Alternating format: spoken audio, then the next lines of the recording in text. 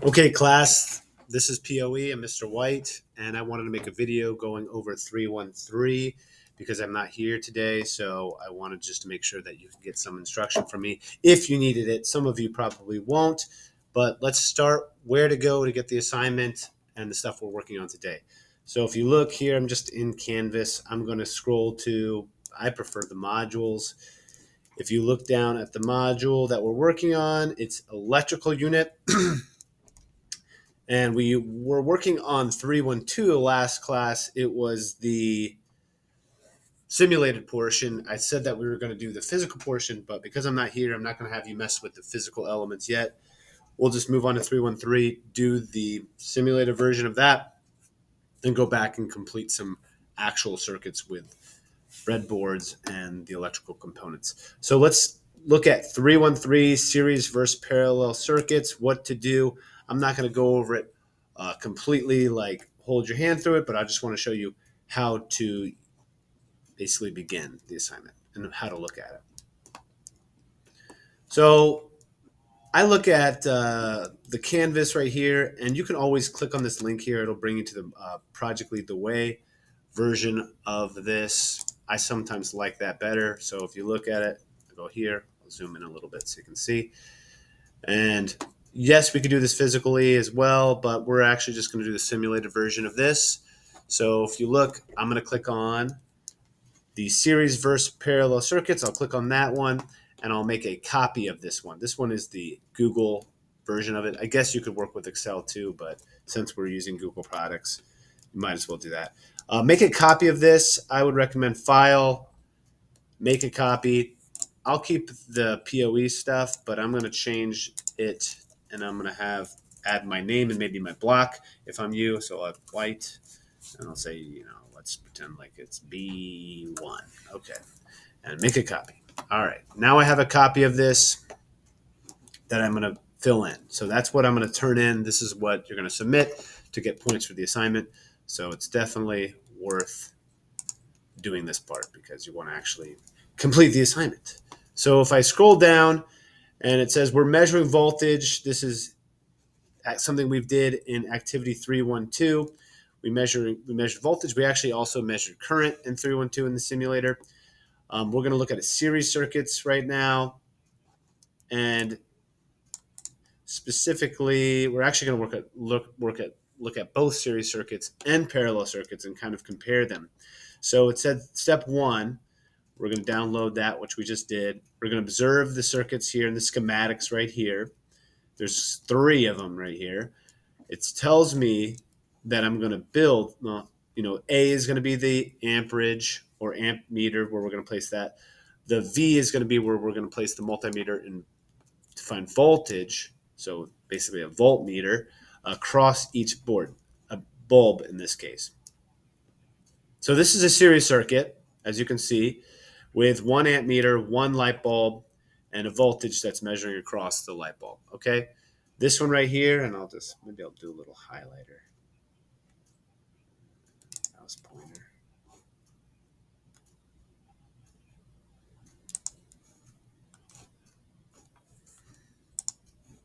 Anyway, this right here, bulb 1 and bulb 2, you have the voltmeter measuring across both those, and there's 2 amp meters as well in that series. And then there's 3.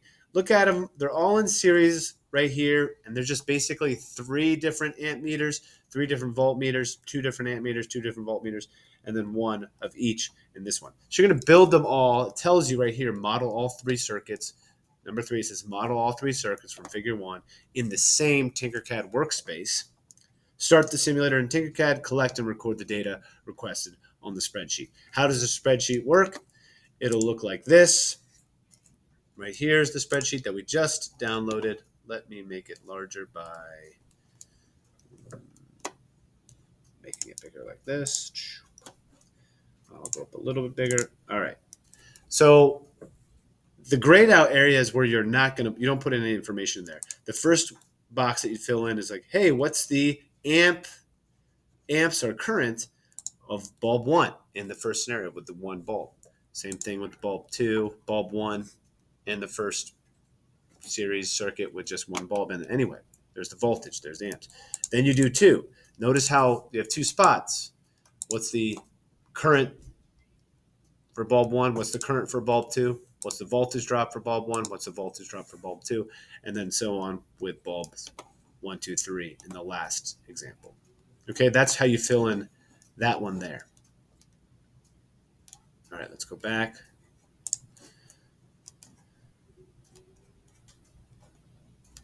So after you do that and you actually make these, we might do one in just a second, but that's what you're doing for the first part. And then it says, hey, mathematical relationship. Oh, anyway, answer these questions right here, reflection questions. And then it goes, okay, mathematical relationship.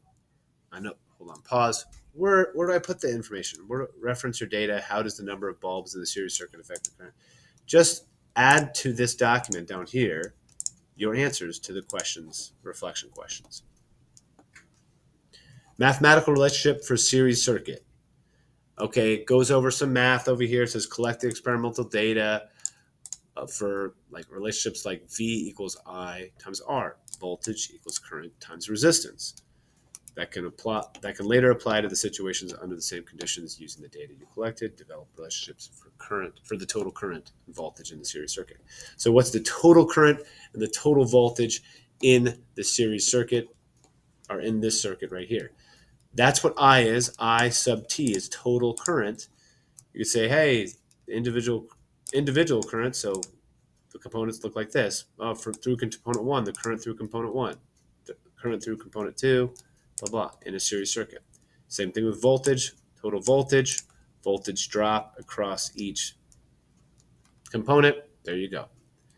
And then it says, time to practice. Using your mathematical relationships, solve the following practice problems. These are practice problems. If they're practice problems, they're practice for something. What are they practice for? Probably questions that are going to be on a future quiz or test. So we already have some stuff that we're going to be doing, some stuff with Ohm's law, some stuff with resistor color codes. We have this, which is also Ohm's law, just a different kind of way of doing it. Here's what it says. You may need to algebraically manipulate your mathematical relationship depending on what quantity you are solving for. Okay. It says determine the voltage across R2 in figure 2. What's that? Resistor 2. Well, we're looking at Kirchhoff's voltage law here. We know that there's an applied voltage of 6 volts in the series circuit. We have a voltage drop across one component of 2.25. If we remember Kirchhoff's voltage law, it states that the sum of the voltage drops across each component add up to the total volts within the circuit.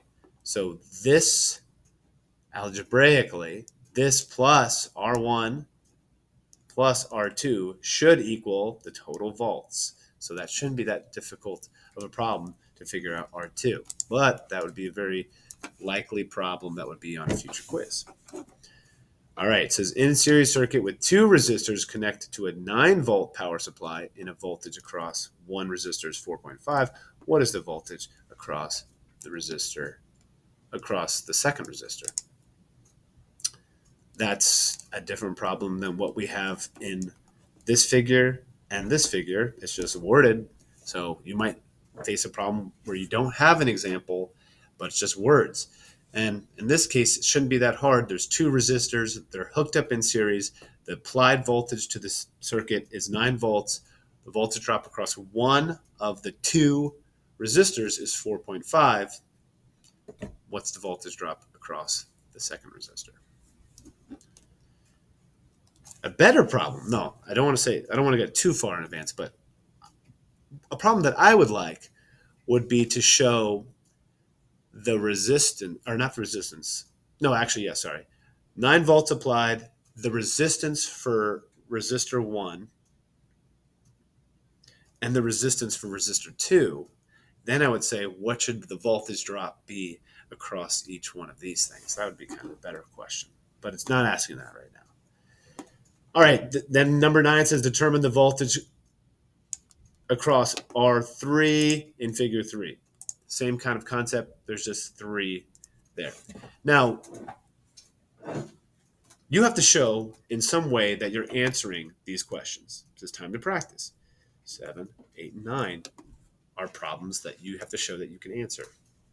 Whether you copy that, whether you do a screenshot, or whether you put that on the same document right here somehow, that would be a great way to consolidate all your answers into one document to get credit for this example. So you could do that. You can figure out a way to do that. Now we're moving to parallel circuits. Oh, we're not even halfway through. There's what? What is this? This is a series circuit right here. It shows there's two resistors, there's a power supply, with only one path. It says draw a schematic diagram for a circuit with the same components but two paths for the current. Can you do that? Can you draw that? Yes, you could. This one could connect right here, for example. Then you'd have another path for that. It wouldn't be something hard. It wouldn't be difficult. You could do that. Okay, then similarly as the first one, but we just have parallel now. We have parallel circuits. Well, the first one, do we have a parallel circuit here? It says observe the circuit schematics here. Looks like this one, is that a parallel? No, there's just one path. You have the amp meter, you have the voltmeter. That doesn't count as another path. That's just a measurement tool. However, this one, you do have a second path. You have path right here and you have path right here. You have 3 amp meters, one that's going to record the total current, and then these two are going to record the current through each branch or each path. Then there's a voltage drop across the 2 bulbs. And then you have the similar one down here with three paths or 3 branches. So model the current, model the circuits here. There's some questions, reflection questions there. And then it says mathematical relationship. Similarly as the series. However, because it's parallel, it's going to be different. You might have to do a little bit of research to do these right here, because it's not the same as a series circuit. How do I find the total current in a parallel circuit? That's going to be easier than finding the total voltage in a parallel circuit, because that one we haven't talked about yet. But there is a formula, and you're going to be expected to use it. So now it's time to practice. There's 3 more questions. Okay, well, how do I solve these problems? Well, let's look at it. It says determine the voltage across R2 in figure 6. We have current going through here. This right here is measuring voltage drop, by the way. It looks kind of confusing, like you're connected to it as like it's measuring current, but it's not. This is just 2 branches, and it's measuring the voltage drop across resistor 1. What's the voltage drop across resistor 2? If you look, 3 volts here, 3 volts here.